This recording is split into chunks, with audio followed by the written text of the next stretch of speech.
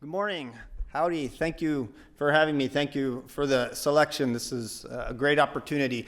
And I want to thank anyone who's out there who initiated this distance program 14, 10, whatever it was years ago, to give me this opportunity. First time I thought about it was then, and that's why I went back for the master's. And wow, long time coming. So I'm super thrilled to be here. And how do I now do that? So I'm going to wind things down a little bit.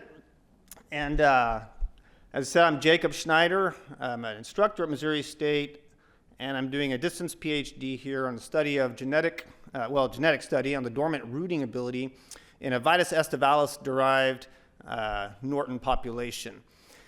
So for some of you not familiar with all the suburbs of Texas, this is what Missouri looks like. And we're not too far of a skip away. And this is where we grow most of our vines.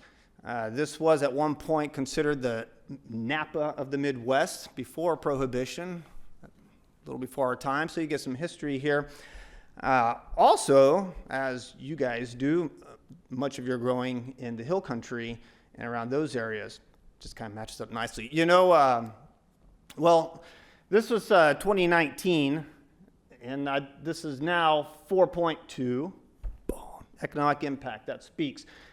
And of 425 grape growers on 1,700 acres, Norton, the star of our show, is grown the most in Missouri. Each state has, its primary grape producer, and Norton is ours. We grow a lot of hybrids, French-American hybrids.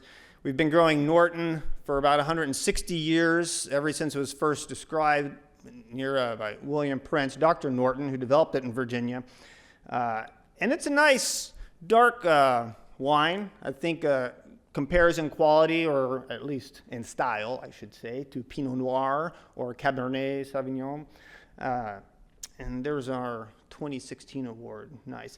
So it's grown, and mostly in Missouri, because of its viticultural success. Resistant. We don't have to worry about Pierce disease.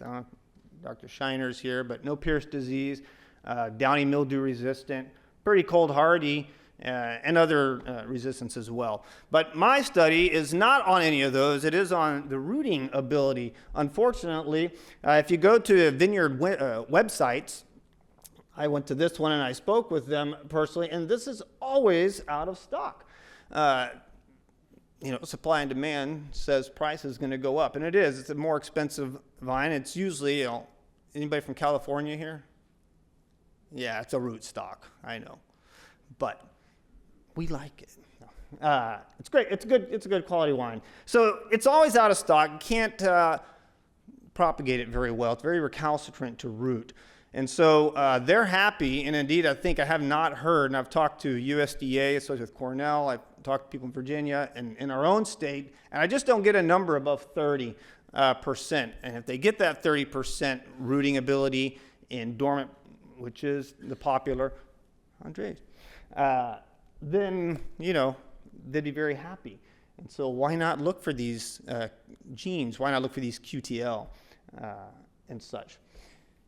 So adventitious rooting is a complex process, as you know. It requires a lot of plasticity, a response to the environment, temperature, maybe even time of cutting and such, and nutrient storage in the vine itself.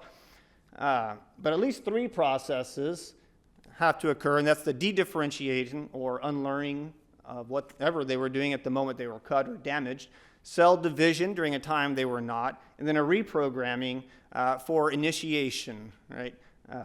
Into root primordia. So with that, the cross. Now, Norton is grown the most in Texas. Do you know what the number one vine is? I said Texas. I'm from Texas. Missouri is Norton. What is the number one vine in Texas? I didn't know that until just before this. So this is like a match made in College Station. So Norton, viticulturally superior, Cabernet, enologically superior. So we crossed these, and I will say millennials in the audience who are more prone to choose these hybrids and experiment with their drinking might enjoy a hybrid wine variety from something like this. But here's Cabernet Sauvignon, kind of a pathetic looking growth. This is after 5 weeks in the rooting bed, and you can see Norton still has not rooted, and Cabernet Sauvignon, though it does not grow, roots very well. So this is our mapping population from that cross that was established in 2011. And each year, whether due to temperature, pest, other factors, genotypic factors, these are the numbers I had to work with. And so with that, me and a couple other graduate students, and the help of them, went out to the field phenotyping, that is to cut the canes, about 4 to 5 canes per vine, label, build the hotbeds or heating beds, and put them in a cold room. Put that heater on about 80 degrees in the sand covered with a weed barrier and potting soil, and it holds the temperature steady at about 65, at least in 2.5 of them. So that's what it looks like when it's finished. There's the thermometer, like I said, one of them kept losing heat, so we could barely get it to what is the minimal optimal temperature for rooting, adventitious rooting. Very careful selection and unearthing of these roots. This is a prize. I'm actually proud of this one because, one, we were able to keep most of the lateral roots near the top. We have one long primary root, so by my ranking, that would be a great one. We'll see. Whatever we don't measure out there in the cold room, such as root number, root length, which are fairly easy to do, we can get more accurate, and some other data from WinRhizo in the lab, where we take and rinse them off a little better. And so while we collected a lot of data, these are the 4 thus far that I've ran: the average root number, longest main root, and percentage rooting and surface area. These others we haven't run yet, and there's still a few. So the data, So now moving to genotyping here, so this mapping population, we had an SSR map of about 411 markers, not very dense, but SSR is good for transferability across the Vitis genome, and this is an interspecific cross, so it works. We also, in collaboration, used GBS SNPs. Now that one we get high density, we had about 20,000, but really only about 2,000 useful to us, and mostly biallelic and only applicable to that population, right? Maybe to others. So y'all grow Cabernet Sauvignon, so maybe we could share. We might get some, but that rooting. But through the Vitis Gen program, in collaboration with them, we were able to develop and utilize RAM-seq markers. So RAM-seq markers is like an amplicon sequencing, right? So we have, if you look here, these CC, biallelic, maybe TC, CC. It's just they're markers themselves, but once you phase these into 200, 300 base pair sections, we actually have fewer but much more informative, multi-allelic markers, of course. And they're highly transferable. So there was about 10 genome assemblies, so 3 existing, publicly available, 1 being Pinot Noir reference genome, and 7 new de novo assemblies were used to look more for housekeeping genes, metabolism, cell division, things like this. Grapes are very heterozygous, 20 million year divergence, and these have little change. And so with this, going across, I can't remember actually now how many different Vitis species, anyways, highly transferable. So whatever we might find could be applicable to your vines in Texas as well, and across the Midwest and East. California's in their own world. All right, so linkage map that I was able to construct using it was just filtered using Tassel. The map was map 3 and R. These are just a summary map of results through that process. So average root number, we found at least 2022 data, 1 QTL on, potential QTL, I'll say, a region of interest in chromosome 18. For the longest main root, which is more like growth and activity as opposed to, say, root initiation, which would be root number. 9% rooting, which I think relates to adventitious root number. We had 9, 14, and another year we had an 8. Surface area, chromosome 4, showed interest. So that's a summary of the results, all in a snapshot there.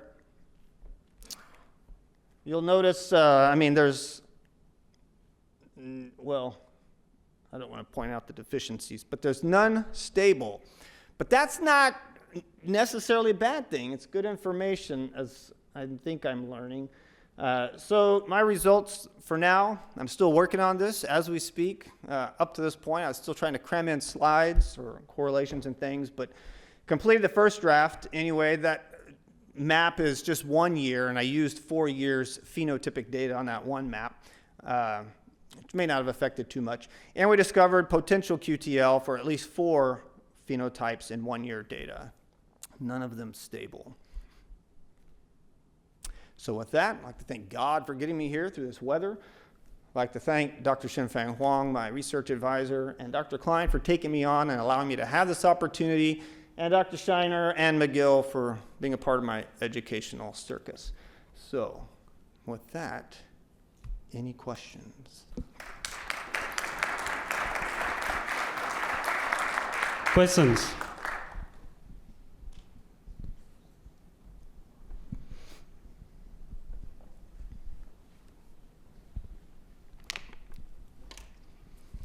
Hi, thank you for the talk. I'm just curious, how reluctant are producers to adopting hybrid varieties? And if there is a reluctance, is this a process that needs to be further back-crossed before you think it's going to be accepted or adopted on production farms? Yeah, so the majority sold are the French varieties, and American varieties, while it takes up the most acreage, is at the lowest. And hybrids are right there and growing, so it's trending.